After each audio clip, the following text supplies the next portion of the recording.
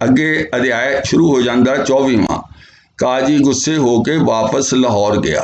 ये तो अगे असी अपनी कहानी शुरू करते हैं कि अगे किहड़ी गल हुंदी है।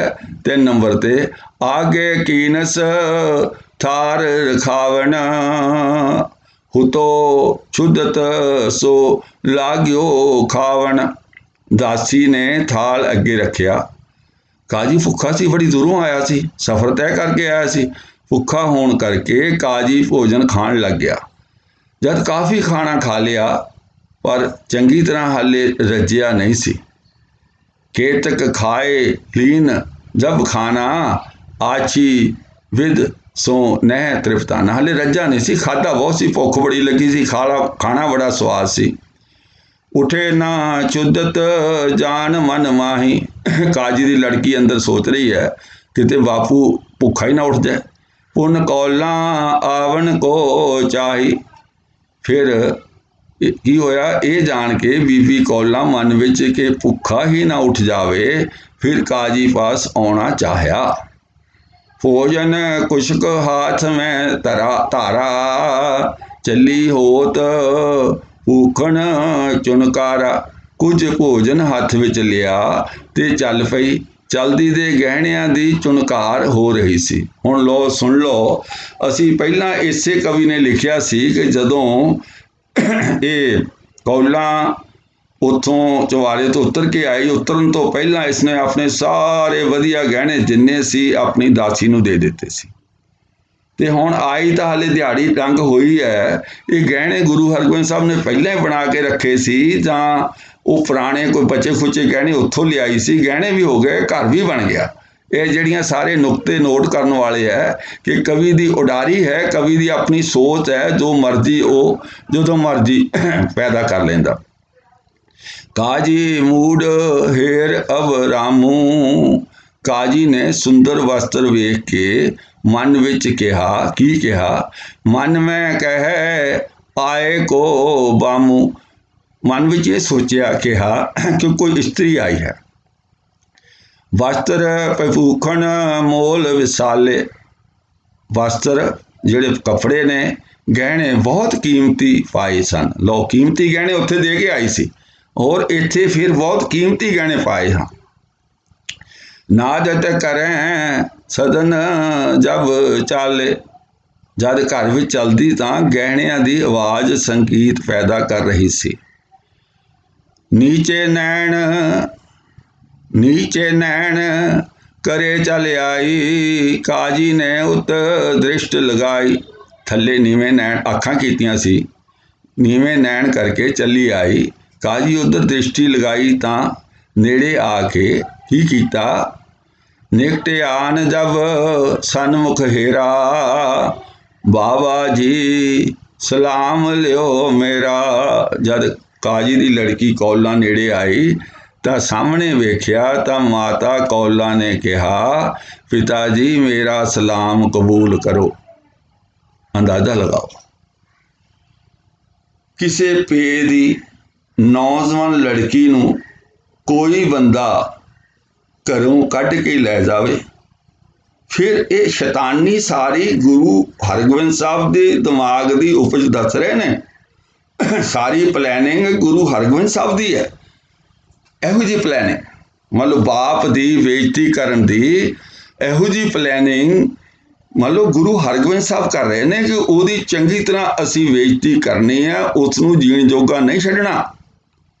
ਕੁੜੀ ਨੂੰ ਘਰੋਂ ਕੱਢ ਲਿਆ ਹੈ, ਪੈਸੇ ਲੈ ਕੇ ਭੱਜਿਆ ਹੈ। ਉੱਥੇ ਜਿੰਨਾ ਚਿਰ ਰਹੇ ਕਹਿੰਦੇ ਸਾਡੇ ਕੋਲ ਪੈਸੇ ਹੈ ਨਹੀਂ। ਤੇ ਹੁਣ ਤੁਸੀਂ ਅੱਗੇ ਦੇਖੋਗੇ ਹਾਲੇ 2 ਦਿਨ ਇੱਥੇ ਆਇਆ ਨੂੰ ਹੋਏ ਆ, 10,000 ਰੁਪਈਆ ਵੀ ਤਿਆਰ ਹੋ ਗਿਆ। ਹਾਲੇ ਕੋ ਉੱਥੇ ਇਹ ਕਹਿ ਰਹੇ ਸੀ ਕਿ ਸਾਡਾ ਖਰਚ ਬਹੁਤ ਹੈ, ਅਸੀਂ ਸਿਪਾਹੀਆਂ ਨੂੰ ਦੇਣੀ ਤਨਖਾਹ ਹੁੰਦੀ ਹੈ, ਅੰਮ੍ਰਿਤਸਰ ਦਾ ਲੰਗਰ ਵੀ ਅਸੀਂ ਚਲਾ ਰਹੇ। ਮਤਲਬ ਕਹਿੰਦਾ ਮੈਂ ਅੰਮ੍ਰਿਤਸਰ ਜੇ ਪੈਸੇ ਹੁੰਦੇ ਤਾਂ ਫਿਰ ਅੰਮ੍ਰਿਤਸਰ ਦੇ ਲੰਗਰ ਦੀ ਗੱਲ ਗੁਰੂ ਸਾਹਿਬ ਕਿਉਂ ਕਰਦੇ।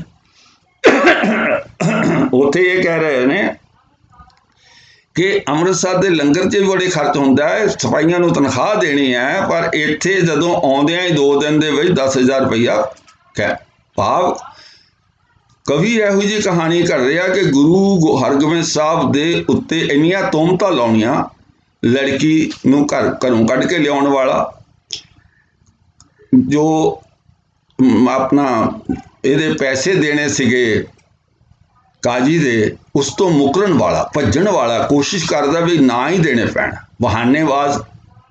अंदर टेंट दे विच बैठे गुरु साहब सारी गल सुन रहे आ, पर बाहर आके फेस नहीं, सामना नहीं कर रहे। वो शैतानी उत्थे, मतलब हर जगह गुरु साहब नूं एक महा शैतान बंदे दे, इंसान दे तरह पेश कर रहा। शैतान तो अगे भी लोकां दीयां लड़कियां नूं कड्ढण वाला, घरों चुक के लियाउण वाला। और फिर असीं कहने आ भी ये जिहड़ा कवि ने इतिहास लिखिया ना, वो तां बहुत सोहना, ये तो बगैर साडा गुजारा नहीं है। ये तुसीं अगे जो जो पढ़ते जाओगे तो सारे पढ़दे जिहड़े साडे पए होए ने दिमाग दे उत्ते, वो सारे सारे निकल जाणगे। ते की होया अगे सुन लैने आ। जदों माता कौला ने कहा, पिता जी मेरा सलाम कबूल करो, फिख्त सुनत जब फरखन ठाने, मूर्ख बूढ़ गयो बिन पानी।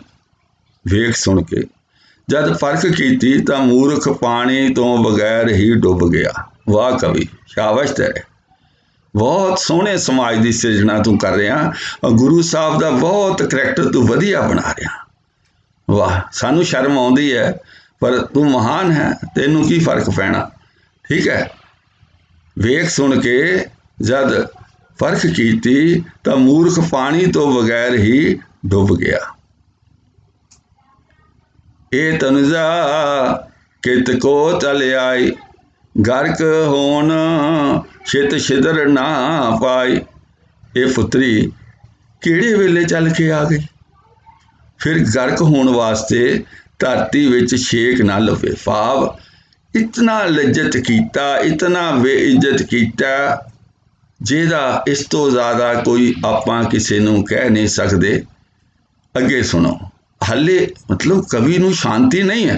वो गुरु हरगोबिंद साहब के द्वारा, वो सिखां दे द्वारा, बाबा बुढ़ा जी के द्वारा, हुण काजी दी अपनी पुत्री के द्वारा काजी दी कितनी ह्यूमिलेशन कर रहा, कितनी उसनूं सांस लैण तो औखा कर रहा। वो देखो, विरियो ग्रास को हाथ ना हाला, नहीं खान के हित मुख चाला, अंतर अन्न ना सके लंघाई, पयो सोच बस बाहर आई। उत्थे ठहर गया, ग्राही नूं फिर हाथ ना लाया, ना ही खाने वास्ते मूँह फिर चलिया, अंदर अन्न नहीं सी लंघ सकता, सोच अधीन होके बाहर आ गया। कुशक नीर सो हाथ बखारे, थोड़ा जा पानी लिया, हाथ धोते, करकट सर छाती जन मारे, विसर गई सुध तन अर मन की, कहाँ बात लै वे निज तन की। वो तो पैसे लेना आया सी, इसे तरह कुछ कहानी होर वापर गई। पैसे तो हुण सैकेंडरी हो गए, दूजी गल हो गई। ਅੱਖਾਂ ਵਿੱਚ ਆਏ ਕੁਝ ਹੰਝੂਆਂ ਨੂੰ ਹੱਥਾਂ ਨਾਲ ਪੂੰਝਦਾ ਸੀ, ਜਿਵੇਂ ਹੱਥ ਛਾਤੀ ਅਤੇ ਸਿਰ ਨੂੰ ਮਾਰ ਕੇ ਪਿੱਟਦਾ ਹੋਵੇ। ਤਨ ਅਤੇ ਮਨ ਦੀ ਸੋਝੀ ਭੁੱਲ ਗਈ, ਨਿਜ ਤਨ ਲੈਣ ਦੀ ਗੱਲ ਹੁਣ ਕਿੱਥੇ ਰਹਿ ਗਈ ਸੀ। चकृत होए गटी उर गिनै, अब मोको करतब क्या बनै, उठन हेत को तन उकसावा, कौला कहे ऋषियो किम बावा। होर सुनो, मतलब किते जख्मां ते जिहड़ा लूण छिड़कण वाली गल करदे ना, कवि ऐन ओही कर रहा। सुनो, हैरान हो के दिल विच गिणतियां गिणदा सी भी मैं किहड़े काम आया सी, ये की भाणा वरत गया। मैं तो अपने पैसे लैण आया सी। बड़ा खुश होया जदों गुरु हरगोबिंद साहब ने राह दे विच आउंदियां कहता भी पैसे तुसीं अपने लो जिन्ने तुहाडे पैसे बनदे आ। मैं तो इन्ना खुश होया, फिर 3 वार तो मैनूं धक्के पे, पहलां एवें चक्कर लाउणे पे, अज तो आराम ना मन गए। तो मैं बड़ा खुश सी भी अज तो माला माल, अंदाजा लगाओ 10,000 रुपया अज तो 400 साल पहलां दी गल है, जबकि अज तो 100 साल पहलां एक टीचर की तनख्वाह 5 रुपये सी। ਤੇ 400 ਸਾਲ ਪਹਿਲਾਂ ਉਹ 10,000 ਕਿੰਨੇ ਸੌ ਕਰੋੜ ਰੁਪਈਆ ਹੋਏਗਾ। ਅੰਦਾਜ਼ਾ ਕੋਈ ਇਕਨੋਮਿਸਟ ਹੀ ਲਗਾ ਸਕਦਾ ਹੈ ਕਿ 10,000 ਰੁਪਇਆ। ਠੀਕ ਹੈ। हैरान होके दिल विच गिणतियां गिणदा सी, हुण मैनूं की करना बनदा है। उठण वास्ते शरीर नूं हिलाया। कौला ने कहा, उठण लगा ना, हुण जख्मां ते नम किवें छिड़किया जा रहा। पिता जी किहड़ी गल्लों गुस्से हो गए हो? हद हो गई। हाले कोई प्यो लई बचिया, धी घरों उदल के आ गई, धी घरों भज के आ गई। वो धी पुछ रही कि पिता जी किहड़ी गल्लों गुस्से हो? है ना कमाल लिखारी दी शैतानी। खाना खाओ गर्व निज लियो। हुण लड़की कह रही है खाना खाओ ते अपने पैसे ले लो, खाना खाओ ते अपना धन लवो। 10,000 रुपया होत प्राप्त के गमनो गृहो, चीरा चरम लवण जन डाला। विख सम बोलियो निठुर विसाला। कौला कह रही है खाना खावो ते अपना धन लवो ते सवेरे हुंदियां ही अपने घर नूं चले जाओ। मतलब रात भी रहो ऐसी हालत विच, खाना भी खा लो, पैसे भी ले लो ते परौणदारी रात भी रहो। कित्थे जाओगे हुण? भाव कुछ नहीं होया। कवि दे कौलां दा एक पात्र बनाई ना कवि ने, गुरु साहब नूं पात्र बनाया। करते सब कुछ लिखारी रहा, इन्ना कुछ होने तो भी ऐ लगता भी कुछ होया ही नहीं। भी किहड़ी गल है, खाना खाओ पैसे लाओ ते रात रहो ते फिर आराम नाल सवेरे चले जाना, किहड़ी गल है। मास चीर के जिवें उत्ते लूण पुक दिता होवे। जख्मां ते लूण मैं कहा ना, मास चीर के उत्ते लूण पुक दिता होवे। बहुत ज़्यादा शर्मिंदा होके जहर वांग बोलिया, हे खुदाए मारी क्या करी, जनमत क्यों ना प्रथम ही मरी। अजहूं बोलत निडर निलाजा, गई आवरो दीर्घ आजा। खुदा दिए बंदी मारिए, ये की कीता है? जमदी ही पहला क्यों ना मर गई।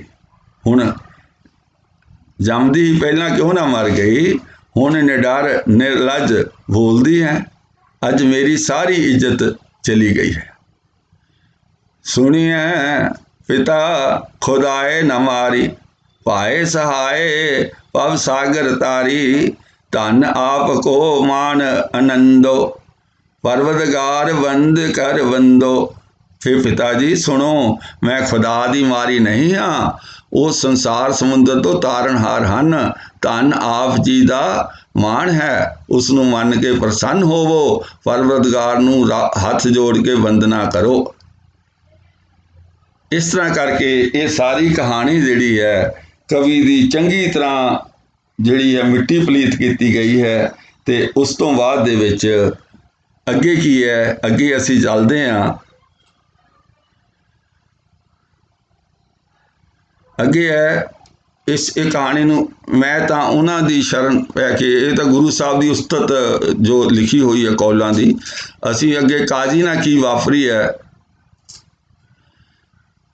ये सुन के काजी दिल विच सड़ वल गया, क्योंकि वो तां जलिया पिया तो उधरों वो कौलां गुरु साहब की उस्तत कर रही है। बाहर निकलण लगा, इंज कहण लगा, तैनू 100 वार मैनू तैनू 100 वार अफसोस है, तू कुल दी लाज तोड़ी है। जे पहला अजिही खोटी वेखदे तां जानों मार दिंदे। अगे चलो, अगे की है जी। अगे कवि कहंदा, अब भी फांसी दे तुझ मारों, हाले भी तेनू मैं फांसी दे के मारूंगा। नहीं नहीं परंतु बस चले विचारों, इम कह गारी वृंद निकारत, निकस्यो बहर छोकरिस तारत। इस तरह कह के बहुत गालां कढ़ियां अते दुखी होके बाहर निकल गया। श्री हरगोबिंद थित जिस थान, लगियो समीप दीवान महान। तहाँ तुरंग बांध कर गयो, लैबे हेत सुहावत पयो। जिथे गुरु हरगोबिंद साहब ने साहब स्थित सन ते जिथे उन्हां दे लागे बहुत वड्डा दीवान लगा सी, उत्थे घोड़ा बन के गया सी। घोड़ा लैण वास्ते उत्थे आया। बुरका मनो लाज को पावा, न ऊंचे को बदन उठावा। श्री गुर पेख्यो दूर ते आवत, सुंदर वदन मंद मुस्कावत। एक कवि इसदी एक बहुत मतलब इन्ना गुस्सा आउंदा है जदों इहो जिहियां बेलज गल्लां लिखदा है। की कहंदा है कि मानो लाज दा बुरका पाया होया सी, भाव कवि बहुत शर्मिंदा सी, बुरी हालत, मतलब एक चलिया ही आउंदा सी पर उहदे साह सत शरीर विच है नहीं सी। कोई भी वचन उच्ची दित्ती ना बोलिया। जद गुरु जी ने दूरों आउंदे नूं वेख्या तां सुंदर मुखड़े तो मंद मंद मुस्काई। ए जिहड़ी कवि दी शब्दावली है ना, ये एड्डी एटम बंब है, इतनी जहरीली है कि जिहदा मतलब वो इन्ना मरण किनारे होया पिया और एक गुरु हरगोबिंद साहब नूं हसदे होए नूं, जिद्दां ठट्ठा नहीं करदे किसी नूं राह जांदे देख के तां असीं वो तां मजाक उडाउने आ, उहदी खिल्ली उडाउने आ।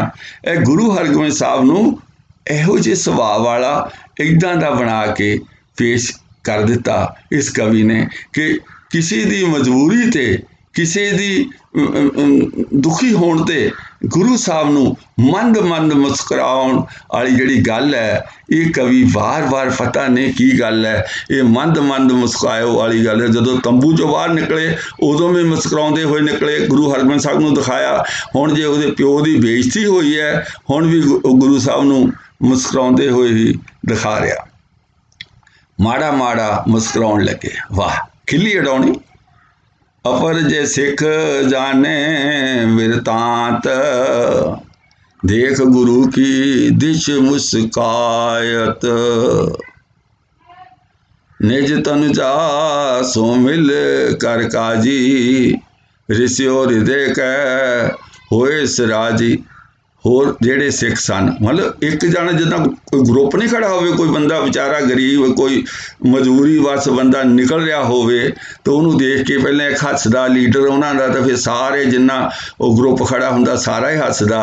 तो इस तरह की होया होर जेड़े सिख सन किहड़े इस वृतांत नूं जानते सन, वो भी गुरु जी वाल वेख के मुस्कुराउण लगे। भावे सारिਆਂ ने मिल के ठट्ठा कीता। ये कवि साडे सिर 'च सुआह पा रहा, सिੱਖੀ सिखां दे गुरु दे हर एक दे। असी इस ग्रंथ नूं सीने नाल लाया, असी इस नूं रुमाले पा के रोज़ कथा करते हैं। ये समझना भी इहदे विच कोई गुरमत दी इज्जत बन रही है जां गुरु दी बेइज्जती हो रही है। काजी अपनी पुत्री नूं मिल के आया है, हिरदे विच गुस्से है कि खुशी है। मैं देख के हस रहे, सब कुछ कर रहे। आवत देखत क्रोध ते दीन, नीचे कीनस वदन मलीन। सतगुरु पढ़ियो सो जान्यो जाए, मिल तनुजा संग पा जिस पाए। आउंदा होया दिसदा है कि क्रोध नाल बहुत दीन होया है, दुखी होया है। मैला मुखड़ा थल्ले कीता होया सी। सतगुरु जी ने कहा सानू दसो अपनी पुत्री नूं किस तरह मिले। मतलब की है, कोई हार्ट अटैक हो कोई बंदा मर जाए, जे सचमुच ही कोई इहो जिहा रोल करना पवे ना किसी नूं, किसी नाटक ड्रामे दे विच, ओनूं कोई गोली मारन की लोड़ नहीं। इन्ना ह्यूमिलेट हो गया तो उन्होंने हार्ट अटैक हो गया, वो बंदे ने मर जाना। पर पता नहीं कवि केड़ा, कवि का मेधा की है, इतनी इंसल्ट, होर इंसल्ट, मतलब सब कुछ करके फिर वो गुरु साहब के मुख तो पूछ रहे भी किद्दां बई किस तरह मिले। खरे होए टिक नफर पठावा, हित अरुई दिव्य तुरंग मंगावा। श्री हरगोबिंद दास पठायो, काजी को समीप बुलायो। पहले काजी ने तो यह किया बेचारे ने कि हुण मैं मत्थे किहदे लगा, अपने बंदे नूं भेजिया कि जाके घोड़े नूं लै आ। काजी ने खड़े होके अपने नौकर नूं पास भेजिया ते उत्ते चढ़न वास्ते घोड़ा मंगवाया। घोड़ा बन्निया होया सी नेड़े जिथे हरगोबिंद साहब बैठे सन। ਕੀਰਤਨ ਹੋ ਰਿਹਾ ਸੀ। ਸ੍ਰੀ ਗੁਰੂ ਹਰਗੋਬਿੰਦ ਸਾਹਿਬ ਨੇ ਸੇਵਕ ਨੂੰ ਭੇਜਿਆ ਤੇ ਕਾਜੀ ਨੂੰ ਆਪਣੇ ਪਾਸ ਬੁਲਾਇਆ। जब सेवक ने जाए हकारा,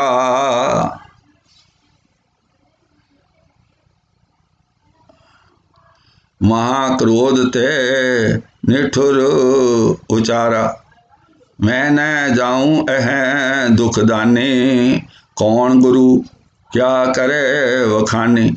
काजी गुस्से च सी। गुरु साहब ने अपना सिख भेजिया। जब सेवक ने जाके काजी ਨੂੰ बुलाया ਤਾਂ बहुत गुस्से ਵਿੱਚ ਆ ਕੇ ਊਟ ਪਟਾਂਗ ਬੋਲਿਆ।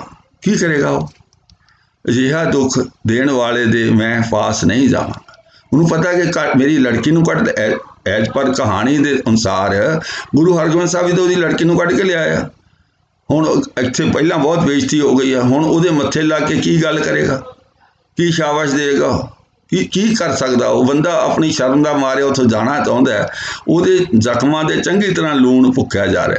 ਕੌਣ ਗੁਰੂ ਹੈ? ਕਿਹੜਾ ਗੁਰੂ? ਪਰ ਗੁੱਸੇ 'ਚ ਕਹਿੰਦਾ ਬੰਦਾ, ਕਿਹੜਾ ਗੁਰੂ ਯਾਰ, ਕਿਹੜਾ ਮਹਾਨ ਬੰਦਾ? ਮੇਰੀ ਲੜਕੀ ਨੂੰ ਕੱਢ ਲਿਆ, ਤੂੰ ਕਹਿੰਦੇ ਵੀ ਉਹਨੂੰ ਜਾ ਕੇ ਗੱਲ ਸੁਣੋ। ਤੇ ਉਹ ਕੀ ਕਹਿੰਦਾ ਹੈ ਅੱਗੇ ਸੁਣੋ। ਆਨ ਚਮੂ ਵੋ ਪਕਰੋਂ ਜਬੈ ਮਿਲੋ ਫਲੇ ਔਰ बोलो तब सेवक कहो गुरु टिक जाए, निकट न आए करे वक वाए। सेवक ने जाके कहा जब वो फौज, हाँ वो काजी ने कहा जद बहुत फौज आके फड़ लवेगी फिर चंगी तरह मिलांगे अते तद बोलांगा भी। सेवक ने गुरु जी पास जाके कहा पास नहीं आउंदा है, ਐਵੇਂ ਬਕ-ਬਕ ਕਰਦਾ। ਭਾਵ ਉਹਨਾਂ ਨੇ ਬੁਲਾਇਆ ਸੀ, ਉਹਨੇ ਕਿਹਾ ਵੀ ਕੋਈ ਨਹੀਂ, ਦੇਖਾਂਗੇ ਜਦੋਂ ਫੌਜ ਲਿਆ ਕੇ ਫਿਰ ਅਸੀਂ ਨਜਿੱਠਾਂਗੇ, ਫਿਰ ਅਸੀਂ ਗੱਲ ਕਰਾਂਗੇ। ਮੈਂ ਸੈਨਾਗਨ ਕੋਲੇ ਆਵੂੰ, ਗਹੁ ਗੁਰੂ ਤਬ ਬਦਲਾ ਪਾਵੂੰ। ਇਤਨਕ ਰਿਸ ਕਰ ਕਹਿ, ਮੂਰਖ ਬਣਿਓ ਨਾ ਸ਼ਾਂਤੀ ਲਹਿ। ਕਹਿੰਦਾ ਹੈ ਬਹੁਤ ਸੈਨਾ ਲੈ ਕੇ ਆਵਾਂਗਾ, ਗੁਰੂ ਜੀ ਨੂੰ ਫੜਾ ਕੇ ਬਦਲਾ ਲਵਾਂਗਾ ਇਤਿਆਦ। ਗੁੱਸੇ ਨਾਲ ਕਹਿੰਦਾ ਹੈ ਮੂਰਖ ਬਣਿਆ ਹੈ, ਸ਼ਾਂਤ ਨਹੀਂ ਹੁੰਦਾ ਹੈ। ਕਵੀ ਲਿਖ ਰਿਹਾ ਸਭ ਕੁਝ। ਮੂਰਖ ਬਣਿਆ, ਮੂਰਖ ਕਿਆ ਬਣਿਆ? ਉਸ ਦੀ ਤਾਂ ਮਿੱਟੀ ਪਲੀਤ ਕਰ ਦਿੱਤੀ ਗਈ ਹੈ। ਔਰ ਕੋਈ ਵੀ ਸੈਂਸੀਬਲ ਆਦਮੀ, ਸਮਝਦਾਰ ਬੰਦਾ ਸੋਚੇਗਾ ਵੀ ਕਾਜੀ ਨੇ ਕੀ ਗਲਤੀ? ਘੋੜਾ ਵੇਚਿਆ ਸੀ, ਇੱਕ ਗਾਲ ਕੱਢੀ ਸੀ, ਉਹ ਗਾਲ ਕੱਢ ਕੇ ਤਾਂ ਐਡਾ ਫਸਿਆ ਕਿ ਗਾਲ ਕੱਢੀ ਕਾਜੀ ਨੇ, ਤੇ ਕਾਜੀ ਨਾਲ ਤਾਂ ਜੋ ਮਰਜ਼ੀ ਕਰ ਲੈਂਦੇ, ਪਰ ਕਾਜੀ ਦੀ ਲੜਕੀ ਨੂੰ ਕੱਢ ਲਿਆਉਣਾ, ਕਾਜੀ ਦੀ ਮਾਂ ਦਾ ਕੀ ਦੋਸ਼ ਸੀ? ਬੇਇੱਜ਼ਤੀ ਤਾਂ ਉਹਦੀ ਵੀ ਹੋਈ, ਪਰ ਕਵੀ ਦਾ ਕੋਈ ਦੀਨ ਮਜ਼ਹਬ ਨਹੀਂ ਹੈ। ਇਹਦਾ ਮੁੱਖ ਕੰਮ ਕੀ ਹੈ?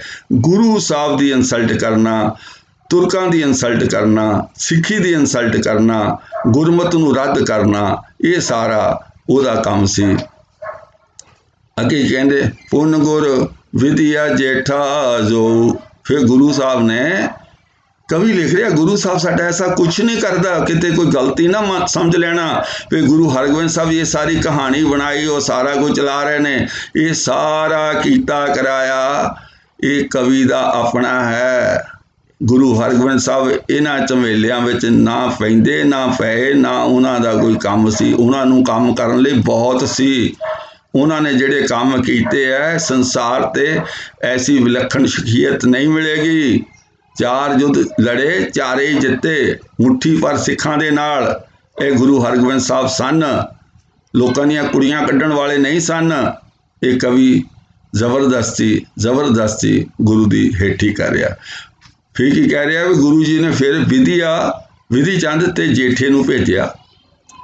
ਆਨੋ ਕਾਜੀ ਪਠੇ ਸੂ ਦੋ, ਜਾਓ ਮ੍ਰਿਦਲ ਸਨਮਾਨ ਵਖਾਣੋ, ਗੈ ਪੁਜ ਦੋਨੋਂ ਹਮ ਟਿਗ ਆਣੋ। ਹੁਣ ਕੀ ਕਹਿ ਰਹੇ ਨੇ? ਫਿਰ ਗੁਰੂ ਜੀ ਨੇ ਵਿਧੀ ਚੰਦ ਅਤੇ ਜੇਠੇ ਨੂੰ ਬੁਲਾਇਆ ਅਤੇ ਕਿਹਾ ਦੋਵੇਂ ਜਾ ਕੇ ਕਾਜੀ ਨੂੰ ਫੜ ਕੇ ਲਿਆਓ। ਪਹਿਲਾਂ ਜਾ ਕੇ ਮਿੱਠੇ ਅਤੇ ਨਰਮ ਵਚਨ ਬੋਲ ਕੇ ਉਸ ਦਾ ਸਨਮਾਨ ਕਰੋ, फिर दोहां बाहां तो फड़ के साडे पास लियाओ। भाव पूरी शैतानी है कि असी हाले तक ਉਹਦੀ पूरी इंसल्ट, कवि हाले तक पूरी इंसल्ट, पूरी बेइज्जती, हाले ਉਹਦੀ तसल्ली नहीं हुई भी काजी ਦੀ बेइज्जती थोड़ी हुई। दूजे पासे तसल्ली ये नहीं हुई कि गुरु हरगोबिंद साहब ਨੂੰ बहुत ही एक समाज तो अलग तरह का व्यक्ति पेश नहीं किया जा सकिया। लड़की कट लिया, लड़की के द्वारा काजी की बेइज्जती करवा दी।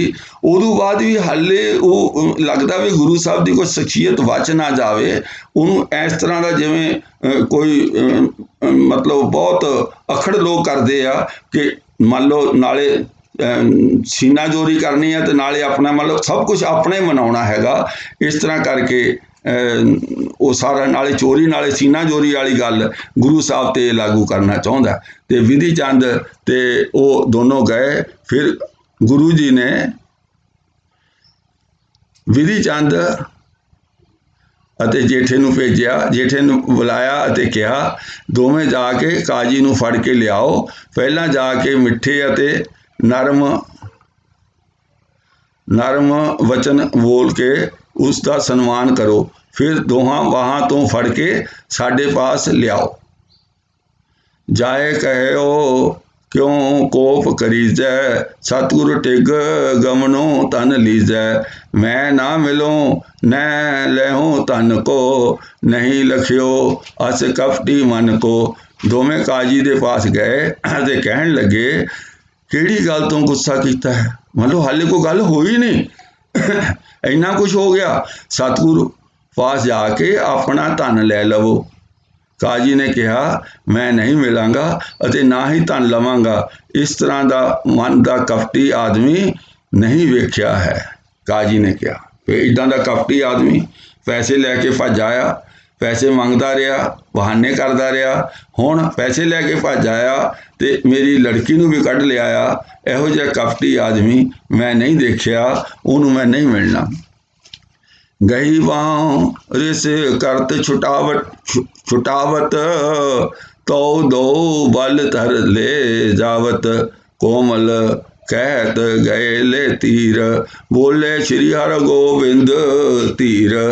विधि चंद ਅਤੇ जेठे ने उस दियां बाਹਾਂ फड़ लईਆਂ। काजी बड़े गुस्से नाल छुड़ाउण लगा। फिर ਉਹ बल धार के उसनूं लै जाण लगे।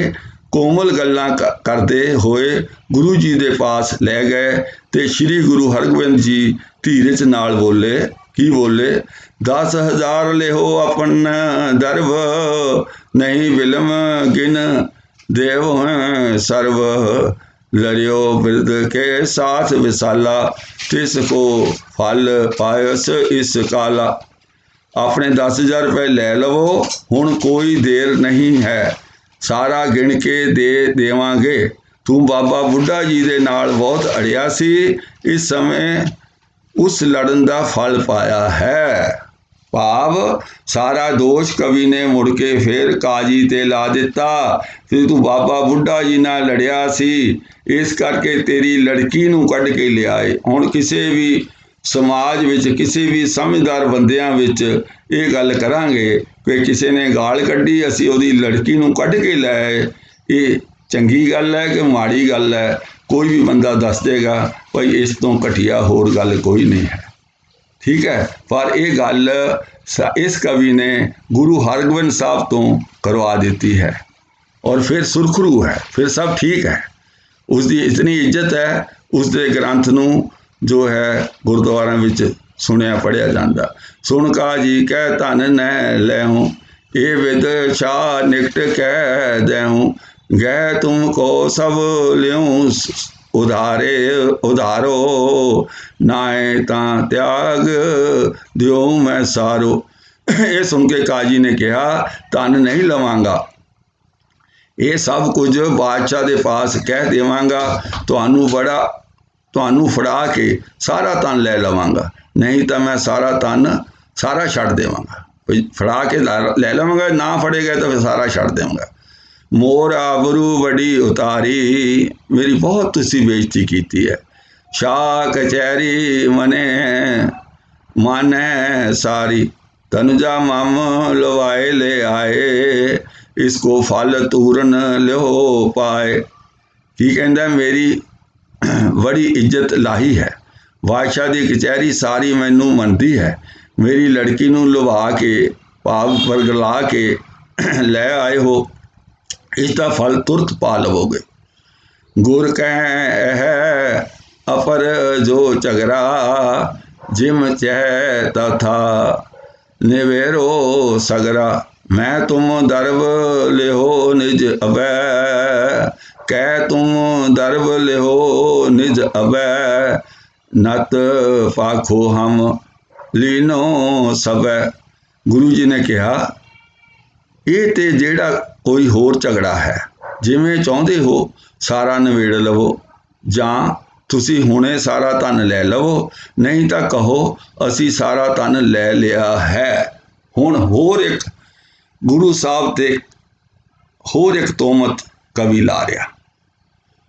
इस अवस्था विच इतनी बेइज्जती करन तो बाद, जबकि धन वाली चीज़ नंबर 2 ते हो गई है, प्राइमरी चीज़ उसकी लड़की की बेइज्जती, उसकी लड़की नूं कढ़ के लियाउणा हो गई है। हुण इस प्रैशर दे विच, इस हालत दे विच कवि गुरु साहब ते एक होर तोहमत ला रहा कि इस दुखदायक हालत दे विच वो काजी नूं गुरु साहब प्रैशराइज कर रहे ने, उस ते जोर पा रहे ने कि जां तां धन हुण तू लैके सारा झगड़ा खत्म कर लै, नहीं तो फिर कह दे, नहीं तो कह दे सारा धन लै लवो, नहीं तो कहो असी सारा धन लै लिया है। भाव ये सानू लिख देवो, ये कह देवो कि तुहाडे पैसे तुहाडे कोल आ गए हन। अंदाज़ा लगाओ ये की है, किहड़ी गुरमत है, किहड़ी समाजिक उचाइयां की गल है जो कवि साडे सतगुरु गुरु हरगोबिंद साहब के मुख तो कढ़वा रहा है। इहो जिहा समाज हो तो की लवांगे, असीं की प्राप्त करांगे? ये किहड़ी सिक्खी है? नहीं कर्ज सिर रहे हमारे, लिख दो बस, लो या ना लो, लै लो, लैना तो लै लो। असल च हुण वड्डी बीमारी का इलाज काजी ने तां करना, उहदी कुड़ी कढ़ लिया, हुण पैसे वाला काम नंबर 2 ते हो गया।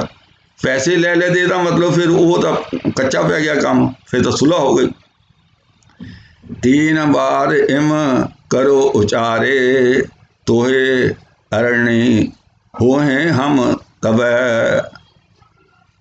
लियो दर्ब कह त्यागो सबै, ताकि साडे सिर कोई कर्ज ना रहे। 3 बार इस तरह उच्चारण करो, मतलब पक्की तकीद करा रहे आ, तेरे असीं उसे वेले ऋणी हो जावांगे, धन लवो जां सारा छड्डो। मान लो एक इहो जी सिचुएशन च काजू नूं फसा के इन्नी इंसल्ट करके हुण उस नूं एक तरह ना ब्लैकमेलिंग जबरदस्ती कर रहे ने कि भाई तू साडे नाल नवेड़ लै, कल नूं कोई गल होई तो असीं कह सकांगे भी जे इहदे मन च इसे पैसा क्यों लैके आया, उदों तां ये सब राजी हो गया सी, आ देखो तो असीं वो 10,000 उदों दिता इहनूं, ठीक है। मान लो उसनूं इसदी इतनी इस अवस्था का फायदा गुरु हरगोबिंद साहब उठाना चाहते हैं। अगे काजी की कह रहा, लेन स्थान है हम तेरे, अच्छा काजी ने कहा देखते हैं, इस कारण ते कहो त्रै वेरे। गुरु साहब कह रहे ने, सुन काजी कह गए हों तुम्हें, लैवो दरब करो ते समय, असीं तैथों धन लैण दे स्थान ते हाँ। लो जी हुण होर कहानी आ गई। ਜਿਹੜੇ ਸਾਰੇ ਸਾਡੇ ਬਣਾਏ ਹੋਏ ਹੁਣ ਤੱਕ ਦੇ ਖਿਆਲ ਸਨ, ਹੁਣ ਤੱਕ ਦੀ ਕਹਾਣੀ ਸੀ, ਉਹ ਗੁਰੂ ਹਰਗੋਬਿੰਦ ਸਾਹਿਬ ਦੇ ਮੁਖ ਤੋਂ ਕਵੀ ਉਸ ਨੂੰ ਸਾਰੀ ਨੂੰ ਢਹਿ ਢੇਰੀ ਕਰ ਰਿਹਾ ਹੈ। ਗੁਰੂ ਸਾਹਿਬ ਕਹਿ ਰਹੇ ਨੇ ਅਸੀਂ ਤੈਥੋਂ ਧਨ ਲੈਣ ਦੇ ਸਥਾਨ ਤੇ ਹਾਂ, ਇਸ ਕਾਰਨ ਕਰਕੇ 3 ਵਾਰ ਕਹੋ। ਇਹ ਸੁਣ ਕੇ ਕਾਜੀ ਨੇ ਕਿਹਾ ਤੁਹਾਨੂੰ ਫੜਵਾਵਾਂਗਾ, उस समय तो हाथों सारा धन लवांगा। आ जेड़े शब्द ने ना, आ जेड़े शब्द है ये इन्ने खतरनाक है। लेन स्थान हैं हम तेरे, इस कारण ते कहो त्रै वेरे। ਤਿੰਨ ਵਾਰੀ ਇਹ ਕਰੋ, ਐਸੀ ਅਸੀਂ ਤੈਥੋਂ ਧਨ ਲੈਣ ਦੇ ਸਥਾਨ ਤੇ ਹਾਂ। ਭਾਵ ਤੇਰੀ ਲੜਕੀ ਅਸੀਂ ਵਿਆਹ ਲਿਆਏ ਹਾਂ। ਜਿੱਥੇ ਲੜਕੀ ਦੇ ਦਈਏ, ਬਾਬਾ ਬੁੱਢਾ ਜੀ ਦੇ ਮੁਖ ਤੋਂ ਸ਼ਬਦ ਉੱਥੇ ਕਢਵਾਏ ਸੀ, ਪਹਿਲੀ ਵੀਡੀਓ ਵਿੱਚ ਆਪਾਂ ਸਰਵਣ ਕੀਤਾ। ਫਿਰ ਜਿੱਥੇ ਲੜਕੀ ਦੇ ਦਈਏ ਉੱਥੋਂ ਧਨ ਲਈਦਾ ਨਹੀਂ, ਦੇਈਦਾ। ਆ ਇੱਥੇ ਆ ਕੇ ਕੁੰਡੀ ਮੇਲ ਦਿੱਤੀ ਹੈ ਕਵੀ ਨੇ, ਅਸੀਂ ਤੈਥੋਂ ਧਨ ਲੈਣ ਦੇ ਸਥਾਨ ਤੇ ਹਾਂ। ਇਸ ਕਾਰਨ ਕਰਕੇ 3 ਵਾਰ ਕਹੋ। ਇਹ ਸੁਣ ਕੇ ਕਾਜੀ ਨੇ ਕਿਹਾ, ਤੁਹਾਨੂੰ ਫੜਵਾਵਾਂਗਾ, ਉਸ ਸਮੇਂ ਤੁਹਾਥੋਂ ਸਾਰਾ ਧਨ ਲਵਾਂਗਾ। ਨੈ ਤਾਂ ਕਹਿਓ ਸਰਵ ਮੈਂ ਛੋੜਾ। ਨਹੀਂ ਤਾਂ ਦੂਜਾ ਤਰੀਕਾ ਗੁਰੂ ਸਾਹਿਬ ਕਹਿੰਦੇ, ਪਹਿਲਾਂ ਤਾਂ ਇੱਦਾਂ ਕਹਿ ਦਿਓ ਵੀ ਤੇਰੇ ਤੋਂ ਲੈਣ ਦੇ ਅਸੀਂ ਥਾਂ ਹੈਗੇ ਆ, ਫਿਰ ਤੈਂ ਸਾਨੂੰ ਦੇਣਾ। ਨਹੀਂ ਤਾਂ ਇੱਦਾਂ ਕਹਿ ਦਿਓ ਵੀ ਸਾਰਾ ਤੈਨੂੰ ਛੱਡਿਆ। ਨਹੀਂ ਤਾਂ ਮੈਂ ਕਹਿੰਦਾ ਹਾਂ ਕਿ ਮੈਂ ਸਾਰਾ ਧਨ ਛੱਡਿਆ। ਕਾਜੀ ਨੂੰ ਕਹਿ ਰਹੇ ਵੀ ਤੂੰ ਐਂ ਕਰ, ਨਹੀਂ ਤਾਂ ਮੈਂ ਇੱਦਾਂ ਕਹਿਣਾ ਕਿ ਮੈਂ ਸਾਰਾ ਧਨ ਛੱਡਿਆ। ਕਿਆ ਮੁਖ ਲੈ ਆਵੂੰ ਤੁਮ ਓਰਾ, ਫਿਰ ਮੈਂ ਤੁਹਾਡੇ ਵੱਲ ਕਿਹੜਾ ਮੂੰਹ ਲੈ ਕੇ ਆਵਾਂਗਾ। ਪੁਨ ਗੁਰ ਕਹਿਓ ਜੇ ਦਰਬ ਨਾ ਲੇਤ, ਨਿਸਾ ਵਸਤ ਨਿਸਾ ਵਸੋ ਵੋ ਸ਼ਰਮ ਸਮੇਤ। ਗੁਰੂ ਜੀ ਨੇ ਫਿਰ ਕਿਹਾ, ਜੇ ਧਨ ਨਹੀਂ ਲੈਣਾ ਤਾਂ ਰਾਤ ਇੱਥੇ ਹੀ ਵਸੋ, ਬਹੁਤ ਥੱਕੇ ਹੋਏ ਹੋ। ਮਤਲਬ ਹਾਲੇ ਵੀ ਕਵੀ ਜੋ ਹੈ ਉਹ ਇਹ ਨਹੀਂ ਸਮਝਦਾ ਕਿ ਕਾਜੀ ਦੀ ਬਹੁਤ ਬੇਇੱਜ਼ਤੀ ਹੋ ਗਈ ਹੈ। ਹਾਲੇ ਉਹਨੂੰ ਕਹਿੰਦੇ ਰਾਤ ਸਾਡੇ ਕੋਲ ਰਹੋ। ਉਸ ਨੂੰ ਮਰਨ ਨੂੰ ਥਾਂ ਨਹੀਂ ਲੱਭ ਰਿਹਾ ਤੇ ਇਹ ਉੱਥੇ ਰਾਤ ਰੱਖ ਰਿਹਾ। ਜੋ ਬਲ ਹੋਏ ਸੋ ਕਰ ਲੀਜੈ। ਗੁਰੂ ਹਰਗੋਬਿੰਦ ਸਾਹਿਬ ਕਹਿ ਰਹੇ, ਜਿਹੜੀ ਤੇਰੀ ਤਾਕਤ ਹੈ ਲਾ ਲੈਣਾ ਜ਼ੋਰ ਜਿਹੜਾ ਲੱਗਦਾ, ਜੋ ਬਲ ਹੋਵੇ ਉਹੀ ਲਾ ਲੈਣਾ। ਰਾਤ ਵਿਤਾਵਨ ਸੁਖ ਸੋ ਕੀਜੈ, ਸੁਖ ਨਾਲ ਰਾਤ ਸੌਂ ਜਾਓ। ਪਿਓ ਦੀ ਧੀ ਕੱਢ ਲਿਆਇਆ ਹੋਵੇ, ਉਹਦੀ ਇੰਨੀ ਇਨਸਲਟ ਹੋਵੇ, ਉਸ ਨੂੰ ਕਵੀ ਗੁਰੂ ਦੇ ਮੁਖ ਚੋਂ ਕਢਵਾ ਰਿਹਾ ਵੀ ਸੁਖ ਨਾਲ ਰਾਤ ਸੌਂ ਜਾ। ਸੌਂ ਜਾਏਗਾ ਕੋਈ ਪਿਓ? ਆਪਣੇ ਤੇ ਲਾ ਕੇ ਦੇਖੋ, ਕੋਈ ਪਿਤਾ ਸੌਂ ਸਕਦਾ ਹੈ? ਉਹਦੀ ਧੀ ਨੂੰ ਕੋਈ ਜ਼ਬਰਦਸਤੀ ਕੱਢ ਕੇ ਲੈ ਗਿਆ ਹੋਵੇ, ਉਸਦੇ ਬਿਨਾਂ ਪੁੱਛੇ ਤੋਂ, ਜ਼ਬਰਦਸਤੀ ਨਾ ਸਹੀ ਪਰ ਬਾਪ ਦੇ ਬਿਨਾਂ ਪੁੱਛੇ ਤੋਂ ਘਰੋਂ ਕੱਢ ਕੇ ਲੈ ਗਿਆ ਹੋਵੇ, ਔਰ ਉਹ ਜਿਹੜਾ ਕੱਢ ਕੇ ਲੈ ਕੇ ਗਿਆ ਹੋਵੇ ਉਹ ਕਹੇ ਵੀ ਤੂੰ ਮੇਰੇ ਕੋਲ ਸੁੱਖ ਨਾ ਸੌਂ ਜਾ, ਆਰਾਮ ਨਾਲ ਸੌਂ ਜਾ। ਮੋਏ ਛੁਟਾਓ ਮੈਂ ਨਹਿ ਰਹੂੰ। ਉਹ ਕਹਿੰਦੇ ਜੀ ਮੇਰੀ ਇੰਨੀ ਬੇਨਤੀ ਸੁਣ ਲਓ, ਮੈਨੂੰ ਇਹਨਾਂ ਤੋਂ ਛੁਡਾ ਦਿਓ, ਕਿਉਂਕਿ ਦੋਨਾਂ ਨੇ ਬਾਹਾਂ ਤੋਂ ਫੜਿਆ ਹੋਇਆ ਸੀ। ਮੈਨੂੰ ਛੁਡਾ ਦੇਵੋ ਤੇ ਲਵਪੁਰ ਅਵੇ ਪਹੁੰਚਵੋ ਚਾਹੂੰ। ਮੈਂ ਹੁਣੇ ਲਾਹੌਰ ਜਾਣਾ ਪਹੁੰਚਣਾ ਚਾਹੁੰਦਾ ਹਾਂ। ਥਕਿਓ ਨਹੀਂ ਅਬ ਹਟ ਕਰ ਜਾਵੂੰ। ਕਹਿੰਦਾ ਮੈਂ ਥੱਕਿਆ ਨਹੀਂ ਹਾਂ, ਹੁਣ ਵਾਪਸ ਜਾਵਾਂਗਾ। ਸਹਿ ਨਾ ਸਕੂੰ ਉਰ ਪਿੱਖ ਪਛਤਾਵੂੰ। ਸਹਿ ਨਹੀਂ ਸਕਦਾ, ਦਿਲ ਵਿੱਚ ਵੇਖ ਕੇ ਪਛਤਾ ਰਿਹਾ ਹਾਂ। ਤਬ ਸਤਿਗੁਰ ਕਹਿ ਪੂਜਾ ਛੁਟਾਈ, ਚੜਿਓ ਤੁਰੰਗ ਕਸ਼ਟ ਬਹੁ ਪਾਈ। ਉਹ ਘੋੜੇ ਤੇ ਚੜ ਗਿਆ, ਬਹੁਤ ਦੁਖੀ ਸੀ, ਦੁੱਖ ਪਾਇਆ। ਸੰਗ ਨਫਰਲੇ ਤੂਰਨ ਫਰੇਰਾ, ਗਵਣਿਓ ਕਾਜੀ ਕ੍ਰੋਧ ਕਨੇਰਾ। ਉਹ ਨਾਲ ਜਿਹੜਾ ਸਾਥੀ ਸੀ ਉਹਨੂੰ ਲੈ ਕੇ ਚੱਲ ਪਿਆ, ਉਹਨੂੰ ਚੱਲਣ ਨੂੰ ਕਿਹਾ। ਫਿਰ ਕ੍ਰੋਧ ਨਾ ਭਰਿਆ, ਕਾਜੀ ਚਲੇ ਗਿਆ। ਜੈ ਮਾਰਗ ਮਗ ਮੈਂ ਤਮ ਨਹਿ ਛਾਵਾਂ, ਤੈ ਲੋ ਚੱਲਿਓ ਗਇਓ ਸ਼ਰਮ ਪਾਵਾਂ। ਜਦ ਤੱਕ ਰਾਹ ਵਿੱਚ ਹਨੇਰਾ ਨਾ ਛਾ ਗਿਆ, ਤਦ ਤੱਕ ਕਾਜੀ ਚੱਲਦਾ ਗਿਆ ਅਤੇ ਬਹੁਤ ਥੱਕ ਗਿਆ। ਸੋ ਇਹ ਪ੍ਰਸੰਗ ਹੈ। ਇਸ ਤੋਂ ਅੱਗੇ ਅਸੀਂ ਅਗਲੀ ਵੀਡੀਓ ਵਿੱਚ ਵਿਚਾਰਾਂਗੇ। ਬਹੁਤ ਲੰਬੀ ਵੀਡੀਓ ਹੋ ਗਈ ਹੈ। ਸਮਝਣਾ ਇਹ ਹੈ ਕਿ ਕਾਜੀ ਜਿਹੜਾ ਪਾਤਰ ਇਸ ਕਵੀ ਨੇ, ਇਹ ਸਭ ਪਾਤਰ ਘੜੇ ਹੋਏ ਨੇ ਗੁਰੂ ਸਾਹਿਬ ਦੀ ਬੇਇੱਜ਼ਤੀ ਕਰਨ ਲਈ, ਗੁਰੂ ਸਾਹਿਬ ਨੂੰ ਬਹੁਤ ਘਟੀਆ ਹਲਕੇ ਦਰਜੇ ਦਾ ਇਨਸਾਨ ਸਿੱਧ ਕਰਨ ਲਈ ਇਸ ਕਵੀ ਨੇ ਇਹ ਸਾਰੀ ਕਹਾਣੀ ਘੜੀ ਹੈ। ਔਰ ਇਹ ਸਿੱਧ ਕਰਨਾ ਕਵੀ ਦਾ ਮੁੱਖ ਕੰਮ ਇਸ ਕਹਾਣੀ ਵਿੱਚ ਹੈ ਕਿ ਕੌਲਾਂ ਜਿਹੜੀ ਹੈ, ਮਾਤਾ ਕੌਲਾਂ, ਇਹ ਸ਼ਰਧਾ ਵਸ ਨਹੀਂ ਆਈ ਸੀ, ਸਿੱਖੀ ਧਾਰਨ ਕਰਕੇ ਨਹੀਂ ਆਈ ਸੀ। ਵਾਰ-ਵਾਰ ਕਵੀ ਉੱਥੇ ਲਿਜਾ ਰਿਹਾ ਕਿ ਗੁਰੂ ਸਾਹਿਬ ਉਸ ਨੂੰ ਆਪਣੀ ਪਤਨੀ ਬਣਾ ਕੇ, ਆਪਣੀ ਬਣਾ ਕੇ, ਜਿਵੇਂ ਨੌਜਵਾਨ ਲੜਕਾ ਲੜਕੀ ਦਾ ਸੰਬੰਧ ਹੁੰਦਾ ਹੈ, ਉਹ ਬਣਾ ਕੇ ਲਿਆਏ ਸੀ। ਇੱਥੇ ਆ ਕੇ ਵੀ ਇਹ ਕਹਿ ਰਿਹਾ ਵੀ ਅਸੀਂ ਤੈਨੂੰ ਦੇਣ ਦੇ ਥਾਂ ਨਹੀਂ ਆ, ਲੈਣ ਦੇ ਥਾਂ ਆ, ਕਿਉਂਕਿ ਤੇਰੀ ਲੜਕੀ ਮੇਰੇ ਘਰ ਹੈ। बाबा बुढ़ा जी ने भी उदों यही कहा सी। हाले भी जे किसी वीर भैन नूं शक होवे भी कवि गुरु का बहुत पक्खी है, गुरमत का धारनी है, पक्का सिख है, भाई फिर उसकी मर्जी है। असी तो सारा ये पढ़ के सुना दिता है, ग्रंथ विच लिखिया की है, अगे सारियां दी अपनी मर्जी है। तो यही बेनती करांगा कि सारे जाने असी समझिए, पढ़िए। ये जो साडे सिर दे उत्ते गुरु दे नां ते इतनी बदनामी भरी कहानी, इतना बदनामी भरिया ग्रंथ रखिया होया, इसनूं असी पहली गल जे सिख रल के इन्ना ही कर लैण, इस किताब दे पिछों ग्रंथ शब्द नूं हटवा देण।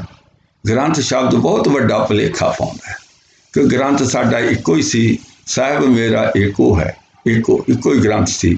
धन धन श्री गुरु ग्रंथ साहब जी। होर जिन्ने ग्रंथ किताबां दे नाल ग्रंथ लाया वो शरारत वस है, वो भुलेखा पाउण लई है। कई किताबां तां उन्हां दे पन्ने भी गुरु साहब दे बराबर, गुरु ग्रंथ साहब दे बराबर 1428 30 है, 28 पन्नियां तक बनाए, बहुत कुछ किया। सेम वॉल्यूम, सेम तरह की प्रिंटिंग, सेम तरह का साइज, हर तरह सेम किया ताकि सिखां नूं भुलेखा पाया जा सके। अज आपां इत्थे समाप्ति करते हैं। जेकर ये विचार अच्छी लगे तो जिहड़ी सेवा मैं बार बार कहना वो तुसीं सारियां नाल इस नूं साझा करो, अगे तो अगे इस प्रचार लड़ी नूं वधाइए ताकि असीं गुरु साहब दे कीते परोपकारां नूं याद करके समझ के अपना जीवन उस अनुसारी बना सकीए। समझना ये है कि जिन्नी कहानी मैं सुनाई है ये ना मैं सहमत नहीं हाँ, ये गुरमत नहीं है। साडे गुरु हरगोबिंद साहब ऐसा कुछ भी नहीं कर सकते, इस करके मैं माफ़ी चाहुंदा। मजबूरन बस ये कहानी सुनानी पै रही है। अखीर जे लास्ट जिदने प्रसंग खत्म होएगा, इस सारे का निचोड़ आपां कढ़ के एक होर वीडियो बनावांगे। हाले प्रसंग हो सकता 2 वीडियो होर अगे चले। आओ इन्हां लफ्ज़ां नाल दास खिमा दा जाचक है। आओ फतेह बुलाइए। वाहिगुरू जी का खालसा, वाहिगुरू जी की फतेह।